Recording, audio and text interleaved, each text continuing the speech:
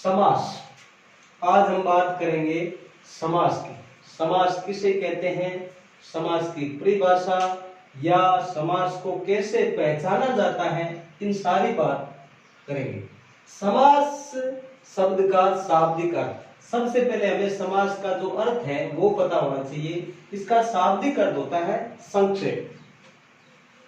अब बात करें समास शब्द की रचना।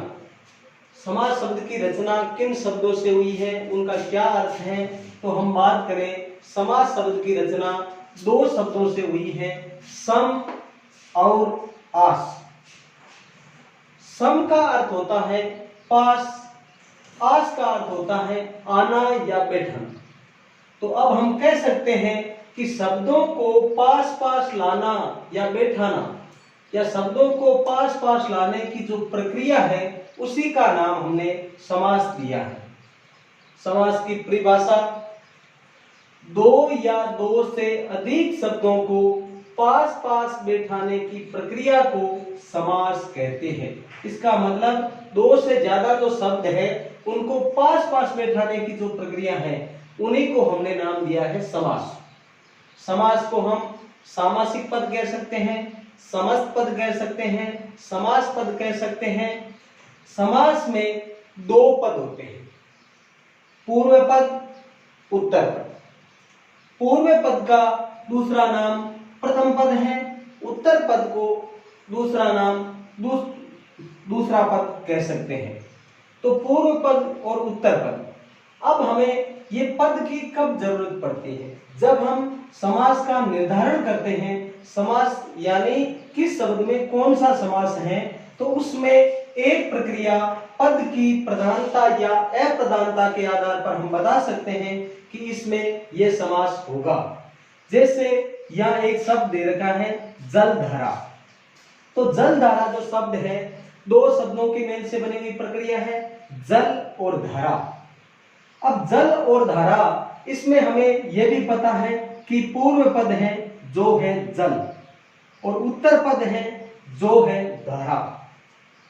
तो पूर्व पद और उत्तर पद, इसका यदि हम समास विग्रह करते हैं तो ऐसा है जल की धारा, ये इसका समास विग्रह है।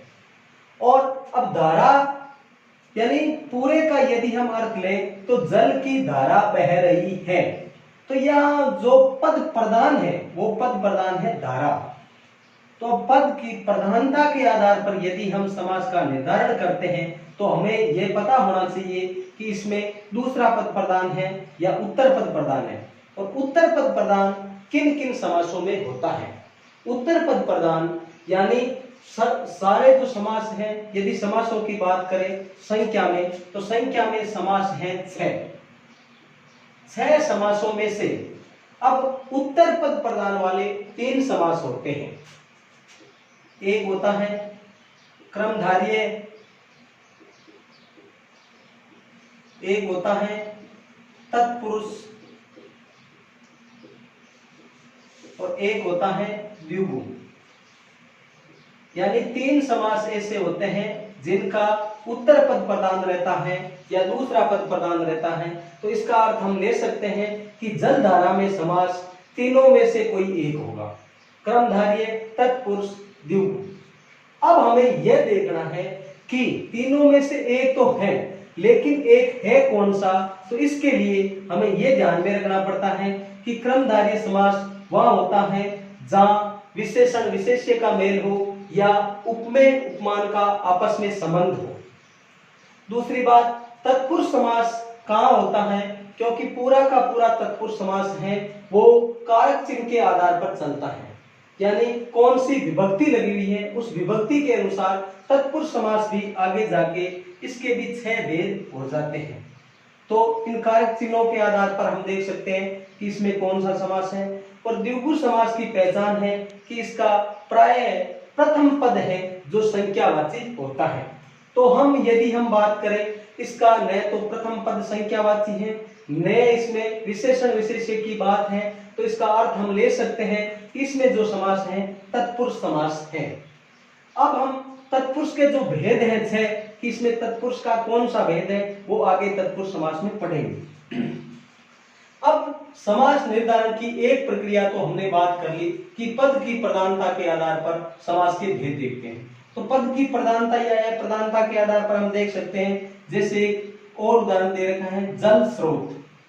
तो जल का स्रोत सूख गया, इसका पूरा अर्थ में तो जल का स्रोत सूख गया, इसका अर्थ जो स्रोत है, स्रोत शब्द यहाँ प्रधान है, तो दूसरा पद प्रधान है, इनमें से समास होना है। तो इनमें से समास होना है तो वो बात हमने पहले ही की थी, न इसमें कोई विशेषण विशेष है, न इसमें कोई उपमेय उपमान है, इसका मतलब क्रमधार्य नहीं हो सकता। इसमें यदि पहला पद संख्यावाची भी नहीं है तो हम यहाँ कह सकते हैं कि इसमें तत्पुरुष समास हुआ है। अब समास निर्धारण की जो दूसरी प्रक्रिया है, समास विग्रह के अनुसार समास का नाम बदल जाता है। समास का विग्रह यदि हम करते हैं, समास क्योंकि ये समस्त पद, समास पद, सामासिक पद, इनका यदि हम विग्रह करते हैं उसको कहते हैं समास विग्रह, यानी इसके बीच जो कारक चिन्ह काम में लेते हैं उन कारक चिन्ह के आधार पर हमें पता चलता है कि समास कौन सा है। तो विग्रह करने की बात करें, जैसे पीतांबर, पीतांबर दोनों समान शब्द हैं, लेकिन दोनों का यदि हम विग्रह करेंगे, विग्रह इनका दोनों का या अलग अलग दे रखा है। पहले समास पीतांबर का विग्रह दे रखा है पीत है जो अंबर, यानी इसमें बताया गया है कि पीले हैं जो वस्त्र, तो वस्त्रों की विशेषता बताई गई है, और जहां विशेषण विशेष्य की बात होती है वहां होता है क्रमधार्य समास।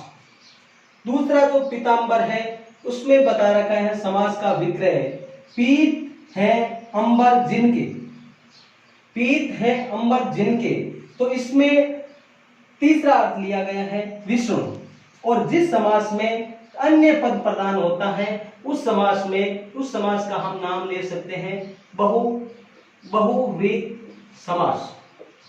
ये पद की प्रधानता के आधार पर कह सकते हैं कि तीसरा पद प्रधान है, और तीसरे पद में तो पीत है अंबर जिनके यानी विष्णु तीसरा अर्थ आया है, तो इसका हम कह सकते हैं बहुव्रीहि समास है। इसके अलावा यदि बात करें, आगे बात कर रहे हैं कि पीतांबर, पीतांबर में हमने देखा था। अब हम बात करें कहां चले तुम राम नाम की पीतांबर तन पर डाले। तो अब यहाँ विशेषता बताई गई है कि विशेषण विशेष्य का जहाँ मेल होता है वहां क्रमधार्य समास होता है, कि तुम कहां चल रहे हो, राम नाम रूपी जो पीतांबर है अपने तन पर डाले, यानी जो पीला जो वस्त्र है वो अपने तन पर डाल के कहां चल रहे, तो वहां क्रमधार्य समास। और यदि यही बात मैं कहूं, मैं नित्य भगवान पीतांबर की पूजा करता हूं, तो यहाँ पीतांबर है विष्णु के लिए काम में लिया गया है, यानी अन्य अर्थ की बात हो रही है, तो यह समास हो गया बहुव्रीहि समास। अब हम तीसरी समास निर्धारण की विशेषता की बात करें, किसी समास की किसी एक या कुछ विशेषताओं के आधार पर भी समास का निर्धारण कर सकते हैं। इकतारा, इकतारा यानी एक तारक, तो पहला पद जहां संख्यावाची होता है उसमें हम कह सकते हैं द्विगु समास है। तो यहाँ इकतारा में एक तारका तो द्विगु समास है, एकांकी एक अंक का तो द्विगु समास है। 4 नंबर समास निर्धारण की यदि हम बात करें, समास विग्रह सामासिक पद के भाषा या वाक्य में लिए जाने वाले अर्थ के आधार पर भी किया जाता है। यानी जो समास का जो विग्रह है सामासिक भाषा और वाक्य में उसका जो अर्थ लेते हैं उसके आधार पर भी उसका निर्धारण कर सकते हैं कि इसमें यह समास है। जैसे दिनों दिन, तो दिनों दिन की हम बात करें, शब्द की यहाँ पुनरावृत्ति हुई है और इसका अर्थ है दिन के बाद दिन या प्रत्येक दिन, तो शब्द की जहाँ पुनरावृत्ति होती है वह एक समास होता है, उसका नाम है अविभाव समास। समास के प्रकार, यानी समास कितने प्रकार के होते हैं हमने परिभाषा देखी, पहचानने का तरीका देखा, उसके अलावा यानी पहचान का निर्धारण कैसे होता है। अब हम प्रत्येक समास पर चर्चा करेंगे और समास के प्रकार। कई बार सीधा प्रश्न पूछ लिया जाता है कि संख्या में वो कितने होते हैं, तो 6। और 1 नंबर समास है अविभाव समास। तो अविभाव समास में कौन सा पद प्रधान है, क्योंकि पद की प्रधानता के आधार पर हम समास का निर्धारण करते हैं। तो अविभाव समास में पहला पद प्रधान है, यानी प्रथम पद की प्रधानता है। तत्पुरुष समास दूसरा पद प्रधान है। क्रमधारय समास दूसरा पद प्रधान है। द्विगु समास दूसरा पद प्रधान है। द्वंद्व समास में यहाँ दोनों पद प्रधान, दोनों पदों की जो प्रधानता है, दोनों पद प्रधान।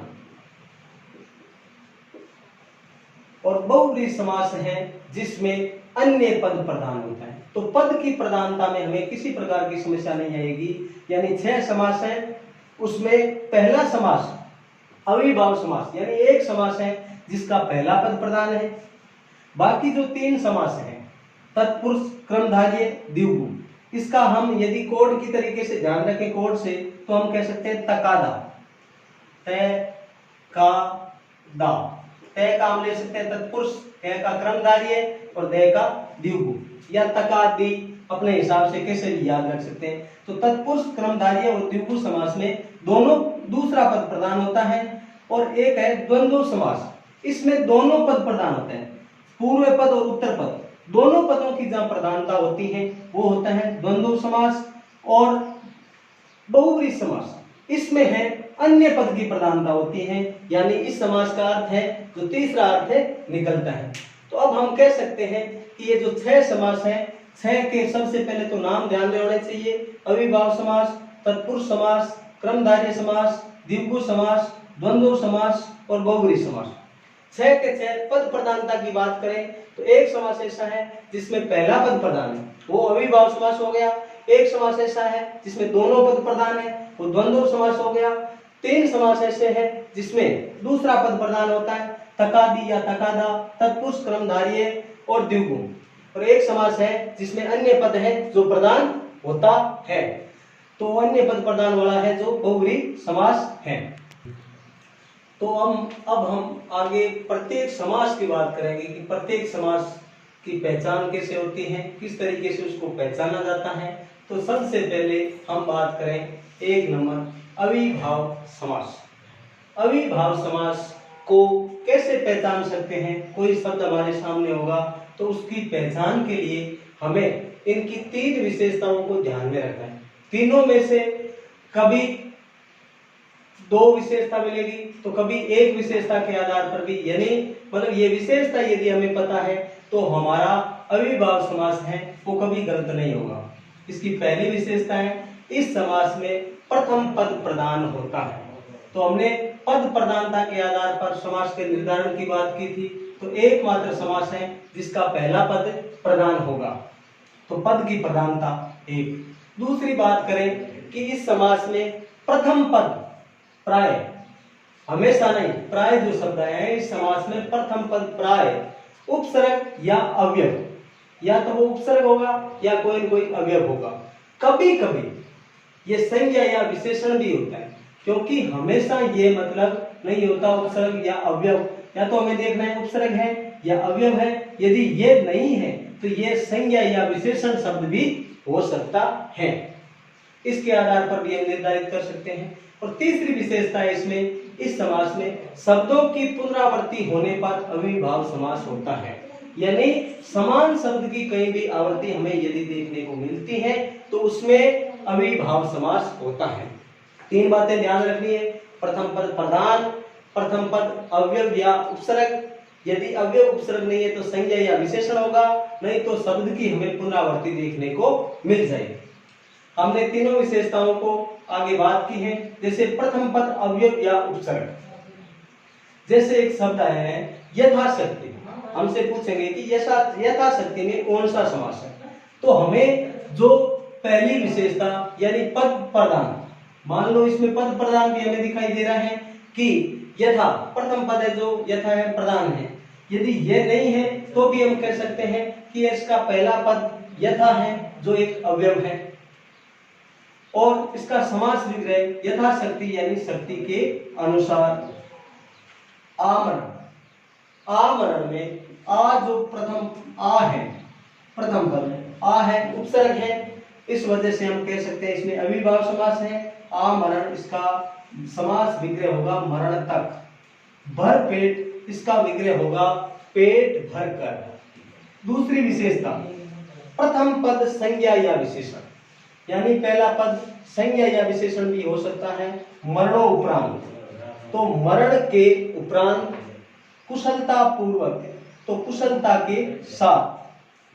और तीसरी विशेषता इसकी शब्दों की पुनरावृत्ति, यानी शब्दों की जहां पुनरावृत्ति देखने को मिलती है वहां भी अविभाव समास होता है। घर घर यानी प्रत्येक घर, गांव गांव यानी प्रत्येक गांव। तो इस आधार पर हम कह सकते हैं कि ये अविभाव समास समझने के लिए, मतलब ये तीन बातें यदि हमें पता है तो हम पकड़ सकते हैं कि इसमें अविभाव समास हुआ है। अब हम आगे जो दूसरे समास की है जो चर्चा करेंगे, 2 नंबर समास हम बात कर रहे हैं तत्पुरुष समास की। तत्पुरुष समास, तत्पुरुष समास की यदि हम बात करें तो इसकी पहचान है, इस समास में दूसरा पद प्रधान होता है। हमने पहले अविभाव समास पढ़ा था, उसका पहला पद प्रधान था, तो अब इस समास का दूसरा पद प्रधान। यदि पद की प्रधानता के आधार पर इस समास को देखेंगे तो दूसरा पद प्रधान है। दूसरी बात इसमें ध्यान रखी जाती है कि इस समास में पूर्व पद के साथ कर्ता या संबोधन को छोड़कर शेष कारक चिन्हों का लोप होता है। तत्पुरुष समास की पहचान है, इसमें कर्ता और संबोधन कारक को छोड़ के जो 6 कारक हैं उन कारक चिन्हों का इसमें लोप होता है। इन कारक चिन्हों के आधार पर हमें इसका नामकरण भी, इन तत्पुरुष समास के खुद के भी 6 भेद होते हैं। कारक संख्या में 8 होते हैं, 2 कारक हमने छोड़ दिए, कर्ता और संबोधन कारक को छोड़ के बाकी 6 कारक हैं, उन्हीं कारक चिन्हों के आधार पर तत्पुरुष का नामकरण हुआ है। अब तत्पुरुष समास के भेद। लुप्त कारक चिन्ह तत्पुरुष समास, लुप्त कारक चिन्ह तत्पुरुष समास है, ये बहुत ही महत्वपूर्ण समास है। इसी में से प्रश्न पूछे जाते हैं क्योंकि इसके खुद के 6 भेद हैं। इसके 6 भेद वही 6 भेद हैं जो 6 कारक चिन्ह हैं, उन्हीं कारक चिन्हों के आधार पर इनका नामकरण हुआ है। इसके अलावा भी पेपर में कभी कभार पूछ लिया जाता है कि तत्पुरुष के अन्य भेद, जैसे अलुप्त तत्पुरुष समास, उपपद तत्पुरुष समास, नच तत्पुरुष समास, लुप्त पद तत्पुरुष समास या मध्य लोपी तत्पुरुष समास।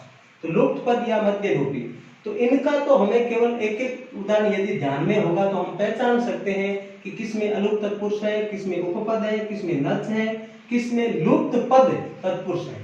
लेकिन महत्वपूर्ण पढ़ेंगे हम लुप्त कारक चिन्ह तत्पुरुष सिद्धांत तत्पुरुष समास है, इसके खुद के 6 भेद। नंबर 1, लुप्त कारक चिन्ह तत्पुरुष समास। सबसे पहले इसके जो 6 भेद हैं, 6 भेदों की बात करेंगे। तो इसका पहला भेद है कर्म तत्पुरुष समास।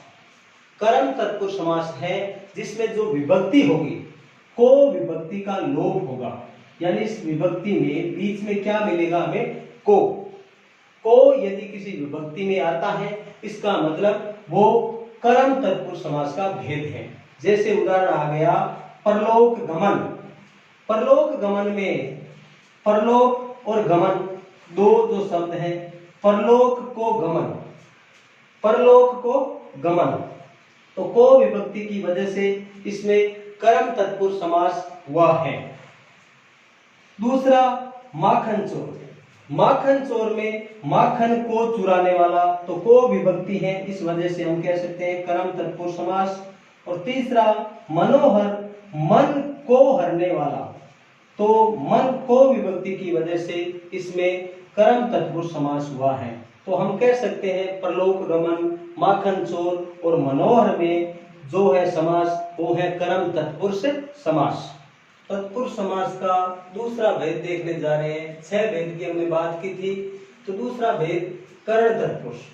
कर्ण तत्पुरुष है, कर्ण तत्पुरुष में हमें जैसे कर्म तत्पुरुष में देखा था कि को विभक्ति होती है, उसी तरीके से इस कर्ण तत्पुरुष में विभक्ति से या के द्वारा, से या के द्वारा विभक्ति से जुड़ा हुआ है। ये से या के जुड़ने या साधन का भाव है, जहां कहीं साधन का भाव हमें देखने को मिले या जुड़ने का जो भाव है वो कर्ण तत्पुरुष होता है। जैसे रेखांकित, रेखांकित जो शब्द है इसमें इसका समास विग्रह होगा रेखा से अंकित। तो यह से जो है जुड़ने का बता रहा है, तो रेखा से अंकित। दूसरा हम कह सकते हैं सराहत। सराहत इसका समास विग्रह होगा सर से आहत। सर कहते हैं बाण, बाण से आहत।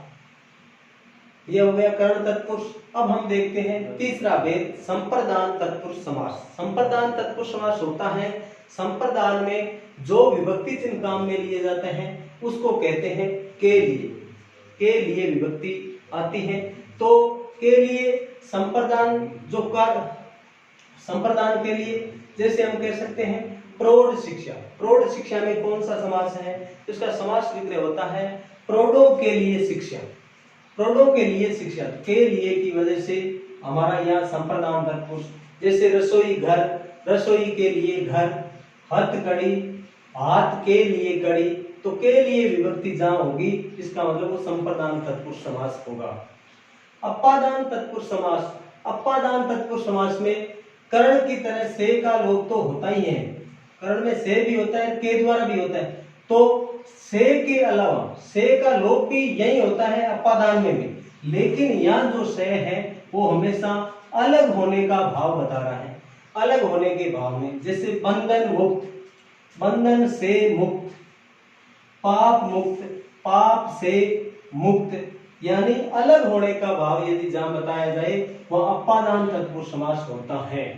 जैसे पेड़ से पत्ता गिरा, तो पत्ता अलग होने का भाव बता रहा है, वह अपादान। अब हम पांचवा भेद देखते हैं तत्पुरुष का, उसका नाम है संबंध तत्पुरुष समास। संबंध तत्पुरुष समास में विभक्ति चिन्ह का, के, की का लोप देखने को मिलेगा। जैसे राजकन्या, राजकन्या का यदि हम समास विग्रह करेंगे तो इसमें समास विग्रह होगा राजा की कन्या। राजा की कन्या, तो की विभक्ति की से जोड़ शर्म रोग, शर्म का रोग, तो यहाँ का है, का की वजह से, तो का, के, की ये विभक्ति चिन्ह जहां काम में लिए जाएंगे वहां संबंध तत्पुरुष समास होगा। अधिकरण तत्पुरुष समास, ये इसका छठा भेद है अधिकरण तत्पुरुष समास। अधिकरण तत्पुरुष समास में या पर का लोप होगा, में विभक्ति से जुड़ा हुआ होगा या पर विभक्ति से जुड़ा हुआ होगा। जैसे जीव दया, जीव दया का समास विग्रह होता है जीवों पर दया, तो पर के आधार पर हम कह सकते हैं कि इसमें अधिकरण तत्पुरुष समास है। ध्यान मग्न, ध्यान में मगन, में विभक्ति के आधार पर हम कह सकते हैं कि इसमें अधिकरण तत्पुरुष समास है। अब हम इससे आगे वाले समास की बात करेंगे, जो तीसरा जो समास है उसकी बात करने जा रहे हैं। करेंगे तत्पुरुष समास का जो दूसरा भेद है अलुक तत्पुरुष समास। अलुक तत्पुरुष समास, इसमें क्या होता है, कारक चिन्ह किसी न किसी रूप में प्रथम पद के साथ होता है। यानी जिन कारक चिन्हों की यदि हम बात करेंगे वो कारक चिन्ह किसी न किसी रूप में यदि प्रथम पद के साथ आ रहा है वो कारक चिन्ह, तो हम वहां कह सकते हैं अलुक तत्पुरुष समास। इतना ही ध्यान रखना है, कारक चिन्ह किसी न किसी रूप में इस प्रथम पद के साथ होगा। जैसे मृत्युंजय, मृत्यु को जय करने वाला, तो ये जो कारक चिन्ह है को वो मृत्यु के साथ है, प्रथम पद के साथ है। धनंजय, धन को जय करने वाला, तो कारक चिन्ह धन के बाद है, यानी कारक चिन्ह किसी न किसी रूप में प्रथम पद के साथ होता है, तो वहां अलुक तत्पुरुष समास होता है। दूसरी बात करें तत्पुरुष का तीसरा जो भेद है उपपद तत्पुरुष समास। उपपद में हमें इतना ही ध्यान में रखना है, पहचान जाएंगे कि इस समास में दूसरा पद प्रत्यय होता है, यानी पहले पद की बात नहीं। पहले पद के साथ यदि कारक चिन्ह होता है तो अलुक तत्पुरुष समास होता है, और यदि दूसरे पद के साथ कोई न कोई प्रत्यय जुड़ा हुआ है या दूसरा पद प्रत्यय है तो हम कह सकते हैं कि उसमें उपपद तत्पुरुष समास होगा। जैसे जलज, जलज में जल शब्द है, जल के बाद जो जय है वो प्रत्यय के रूप में ही आया है, तो जल में जन्म लेने वाला, जल में जन्म लेने वाला। अब यह भी कारक चिन्ह यहाँ ठीक इसके पास है अलुक तत्पुरुष के, लेकिन यहाँ दूसरा पद क्या है, प्रत्यय है, तो हमें इसमें उपपद तत्पुरुष समास ही मानना है। द्विप प्रत्यय है, दो बार पीने वाला। तो दूसरा पद यदि प्रत्यय है तो उपपद तत्पुरुष समास होता है। तत्पुरुष का एक भेद है नच तत्पुरुष समास। नच तत्पुरुष समास है, इसमें हमें देखना है कि इसका प्रथम पद क्या होगा। ए, अन, ने, ना, यानी ये प्रथम पद में यदि किसी के आएंगे किसी समास में ए, अन, ने, ना, तो इसका मतलब उसमें समास का भेद होगा नच तत्पुरुष समास। ए कारण यानी ने कारण, अनन, ने अन, इसका इस तरीके से विग्रह होता है। तो हम सीधा पहचान सकते हैं कि ये कारण में कौन सा समास है, नच तत्पुरुष समास है। अब समास का जो तत्पुरुष समास का अंतिम भेद है पांचवा, लुप्त पद तत्पुरुष समास। लुप्त पद यानी यह पूरा का पूरा पद लुप्त हो जाएगा। पहला भी जैसे इसे संबंधित देखा था लुप्त की बात, तो वह लुप्त कारक था, या कारक नहीं होगी, पूरा पद लुप्त हो जाएगा, तो उसका नाम दिया गया है लुप्त पद तत्पुरुष समास। जैसे दही बड़ा, दही बड़ा में इसका विग्रह करते हैं तो दही में डूबा हुआ बड़ा, तो में डूबा हुआ इतना लुप्त हो जाएगा, यानी पूरे के पूरे पद हैं जिसमें लुप्त होते हैं, तो लुप्त पद तत्पुरुष समास होता है। वन मानुष, वन मानुष में वन में रहने वाला मानुष, तो में रहने वाला ये गायब हो जाएगा, तो इसकी वजह से इसको कहते हैं पद, लुप्त पद तत्पुरुष समास। अब हमने पहला समास पढ़ा अविभाव समास, दूसरा समास हमने पढ़ा तत्पुरुष समास। अब हम तीसरे समास की ओर जा रहे हैं, उस समास का नाम है क्रमधारय समास। क्रमधारय समास है, उस क्रमधारय समास को हमें कैसे पहचानना है, सबसे पहले वही पहचान वाली बात करें। क्रमधारय समास में दूसरा पद प्रधान होता है, तो हमने इससे पहले भी देखा था दूसरा पद प्रधान, क्योंकि हमने पहले ही बात कर ली थी तीन समास है जिसमें दूसरा पद प्रधान होता है। पद प्रधान से हम लगभग समास का पता लगा सकते हैं, तो तीन समासों की बात की थी, क्रमधारय, तत्पुरुष और द्विगु समास। इन तीनों में दूसरा पद प्रधान होता है, तो यह बात तो हम इन तीनों में लिख सकते हैं, दूसरा पद प्रधान होता है। लेकिन अलग क्या है, दूसरा पद प्रधान होता है तथा दोनों पदों में विशेषण विशेष्य या उपमेय उपमान का संबंध होता है। विशेषण विशेष्य या उपमेय उपमान यदि ये बात देखने को मिलेगी, इसका मतलब क्रमधारय समास होगा। या तो किसी समास में हमें समस्त पद में विशेषण विशेष्य देखने को मिलेगा या उपमेय उपमान देखने को मिलेगा। और विशेषण की पुनरावृत्ति, कभी कभी विशेषण की जो पुनरावृत्ति देखने को मिलती है वह भी क्रमधारय समास होता है। अब हम बात करें विशेषण विशेष्य, तो हमें पता ही है विशेषण की विशेषता शब्द बताने वाले शब्द विशेष्य कहलाते हैं, तो ये चीज तो हम देख सकते हैं। लेकिन उपमेय उपमान क्या होता है, उपमेय उपमान के बारे में भी हमें पता होना चाहिए। उपमेय और उपमान ये क्या है, उपमेय उपमान यानी हम कह सकते हैं कि भी किसी को कहें कि उसका मुख है जो चंद्रमा के समान सुंदर है, तो मुख या मुख शब्द है उपमेय है और चंद्रमा क्या है उपमान, यानी जिस, अब इसका एक दूसरा ले सकते हैं, जिसकी, जिससे, जिससे तुलना की जाए, तो जिसकी तुलना की जाती है उसको कहते हैं उपमेय, और जिससे तुलना की जाती है उसे कहते हैं उपमान। तो ये हो गया उपमेय उपमान। तो हमें क्रमधारय समास में इतना ही ध्यान रखना है, विशेषण विशेष्य और उपमेय उपमान का संबंध होना चाहिए। अब हम क्रमधारय समास के अब यदि आगे बात करें कि मतलब इसको कैसे समझा जाता है, तो मतलब किस तरीके से पहचाना जाता है क्रमधारय समास को।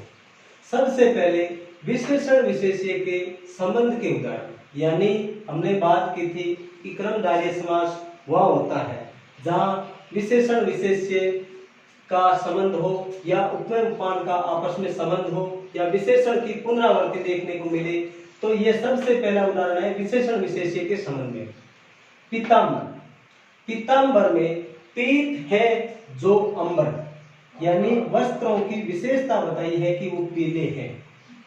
काली मिर्च, काली है जो मिर्च, मिर्च की जो विशेषता बताई गई है कि वो कैसी है, काली। तो यहाँ विशेषण विशेष्य के संबंध में हम देखें वहां क्रमधारय समास होता है। विशेषण की पुनरावृत्ति के उदाहरण भी हमें देखने को मिलते हैं, यानी शब्दों की पुनरावृत्ति। इससे पहले हमने देखी थी अविभाव समास में कि समान शब्द की पुनरावृत्ति होती है तो वह अविभाव समास होता है, लेकिन यह समान शब्द की बात नहीं कर रहा है, यह कर रहा है विशेषण की पुनरावृत्ति। शीतोष्ण, शीतोष्ण में शीत है जो, उष्ण है जो, तो यह विशेषण की पुनरावृत्ति हुई। नील लोहित, नीला है जो, लोहित है जो, तो इसका मतलब विशेषण की जहां पुनरावृत्ति, यहां हम देखेंगे शीतोष्ण में शीत और उष्ण कर दिया यदि, तो यह मतलब इस और की वजह से यह द्वंद्व समास हो जाता है। अब तीसरी पहचान है उपमेय उपमान के संबंध में उदाहरण। उपमेय उपमान की हमने बात की थी, जिसके बारे में कहा जाता है वो उपमेय होता है, जिससे उसकी तुलना की जाती है वो उपमान होता है। जैसे कमल नयन, कमल के समान नयन, तो यहाँ हमारी आंखें हैं, वो क्या है, आंखें हैं या उपमेय, और आंखों को किसके समान बताया है, कमल के समान, तो या कमल को हम कह सकते हैं कमल उपमान है। लोह है पुरुष, तो पुरुष की विशेषता बताई गई है कि वो लोहे के समान है, तो उपमेय उपमान का आपस में संबंध है, वहां भी क्रमधारय समास होता है। अब हम चौथे समास की बात करने जा रहे हैं, द्विगु समास। द्विगु समास की पहचान, इस समास में एक पद संख्यावाची विशेषण होता है, यानी दोनों पदों में से प्राय तो इसका प्रथम पद संख्यावाची होता है, लेकिन कभी कभी इसका दूसरा पद भी संख्यावाची हो सकता है। इसके लिए यहाँ कह सकते हैं कि एक पद संख्यावाची विशेषण होता है तथा समस्त पद समूह का बोध कराता है। इसके दूसरी पहचान है कि पूरा का पूरा पद है हमें किसी न किसी समूह का बोध कराता है। इस समास का दूसरा पद है वो प्रधान होता है, दूसरा पद, तो दूसरा पद प्रधान हमने तीन समासों में देख लिया, तत्पुरुष, क्रमधारय और द्विगु, तो दूसरा पद तो तीनों में मिलता है, लेकिन इसमें या तो समूह का बोध कराया जाएगा या प्रथम पद इसका, प्रथम पद या दूसरा पद, दोनों में से कोई एक पद है जो संख्यावाची विशेषण होगा। इसके उदाहरण है चौमासा, चार मासों का समाहार, तो ये समूह का बोध कराता है। और पहला जो चौ है, चौ मतलब संख्यावाची शब्द है, चार मासों का समाहार। त्रिलोक में प्रथम पद जो संख्यावाची है, तीन लोकों का समाहार। शताब्दी 100 अब्दों का समाहार, अब्दों यानी वर्षों। एकांकी एक अंकी जो, और चवन्नी 4 आनों का समाहार। ऐसे करके हम कह सकते हैं कि इसका प्रथम पद है जो प्राय हमें संख्यावाची, क्योंकि त्रिलोक का यदि हम समास विग्रह के आधार पर भी समास का निर्धारण होता है, तो त्रिलोक का हम मतलब अलग भी विग्रह निकाल सकते हैं, लेकिन इस विग्रह ऐसा ही किया कि तीन लोगों का समाहार समूह का जो बोध कराया, तो इसमें द्विगु समास है। अब हम आगे जो पांचवा समास है उसकी बात करेंगे, द्विगु समास की। अब हम 5 नंबर जो समास है इसकी बात करेंगे। इस समास का नाम है द्वंद्व समास। द्वंद्व समास की पहचान का तरीका है, इस समास में दोनों पद प्रधान होते हैं, यानी इससे पहले हमने दोनों पद प्रधान किसी में नहीं देखे, इसमें दोनों के दोनों पद हैं वो प्रधान होंगे, तथा दोनों पदों के बीच में जो विभक्ति चिन्ह काम में लिए जाते हैं वो और, आदि, या, अथवा, तथा, से, तक, ये मतलब बीच में हमें देखने को मिलेंगे। और, आदि, या, अथवा, तथा, से, तक। इसके अलावा इसकी पहचान है कि इसमें दोनों पद प्राय एक दूसरे के विलोम भी देखने को मिलेंगे। तो तीन चीजें विलोम भी देखने को मिलेंगे, ये जो विभक्ति चिन्ह और आदि ये बीच में आएंगे, दोनों पद प्रधान होंगे, वहां द्वंद्व समास होगा। जैसे इसके उदाहरण है माता पिता, तो माता और पिता, यानी इस और के आधार पर भी हम बता सकते हैं कि इसमें द्वंद्व समास है। विलोम के आधार पर भी बता सकते हैं। 68 दूसरा 68 की बात करें, यानी हमने बात की थी कि प्रथम पद या दूसरा पद प्राय संख्यावाची देखने को मिलता है, तो इसका दोनों पद ही संख्यावाची है, लेकिन हमने संख्यावाची विशेषण की वहां बात की थी। द्विगु समास में प्रथम पद संख्यावाची किया जाता, यानी दोनों पद ही संख्यावाची हैं। तो यहाँ ये होगा द्वंद्व समास 8 और 60 68। तो इसमें छोटी संख्या हमेशा पहले होगी 8 और 60। यश अपयश, यश या अपयश, पाप पुण्य, पाप या पुण्य, जलवायु, जलवायु आदि। तो ये द्वंद्व समास में हमें देखने को मिलेगा। अंतिम समास होगा हमारा बहुव्रीहि समास। बहुव्रीहि समास, इस समास की पहचान है, इस समास में दोनों ही पद, न तो प्रथम पद प्रदान होगा न दूसरा पद प्रदान होगा, तीसरे जो अन्य पद है अपितु तीसरे पद की कल्पना करनी पड़ती है। यानी इस समास में दोनों पदों में से कोई पद प्रधान नहीं होता, अपितु तीसरे पद की यहाँ कल्पना करनी पड़ती है। जैसे लंबोदर, इस लंबोदर की यदि हम बात करें, लंबा है उदर जिसका गणेश जी, तीसरा पद प्रधान है। लंबा है उदर जिसका गणेश जी। सडानन, छह है आनन, आनन यानी मुख, मुख यानी यहाँ उदर का अर्थ था पेट, फिर लंबा पेट है गणेश जी। तो छह आनन यानी मुख है जिनके, कार्तिकेय, छह मुख वाले हैं कार्तिकेय। अंशु माली, अंशु का माली है जो, यह अंशु कहते हैं किरण, और किरणों का माली है जो सूर्य। और 10 आनंद, 10 है आनंद जिनके रावण। तो ये हमारे वैसे 6 समास हैं जो पूरे हुए। अब हम देखेंगे, क्योंकि हमने ये भी बात की थी कि समास का निर्धारण है वो समास विग्रह के आधार पर देखने को मिलता है। तो कुछ शब्द यहाँ हमने दिए गए हैं कि सामासिक पदों का विग्रह 2 प्रकार से होकर 2 भिन्न समासों का बोध कराते हैं। ये जो शब्द हमारे सामने हैं इनका विग्रह करने के आधार पर ये 2 समास, यानी पीताम्बर आए, तो पीताम्बर की हमने पहले ही बात कर ली थी कि पीताम्बर का विग्रह क्या है, विग्रह के आधार पर इसका निर्धारण हमें करना पड़ता था। तो विग्रह में ये क्रमधारी भी हो सकता है, ये बहुव्रीहि भी हो सकता है। इसी तरीके से चतुर्भुज की बात करें तो ये संख्यावाची है तो द्विगु भी हो सकता है और बहुव्रीहि भी हो सकता है। घनश्याम है जो क्रमधारी भी हो सकता है, बहुव्रीहि भी हो सकता है। नील लोहित क्रमधारी भी हो सकता है, बहुव्रीहि भी हो सकता है। तो इस आधार पर हम कह सकते हैं कि ये सारे के सारे समास हैं, इनका विग्रह के आधार पर एक से ज्यादा 2 समास इसमें हो सकते हैं। तो समास की क्लास आज हमारी हुई पूरी। अब हम आगे की क्लास में कोई और टॉपिक लेंगे।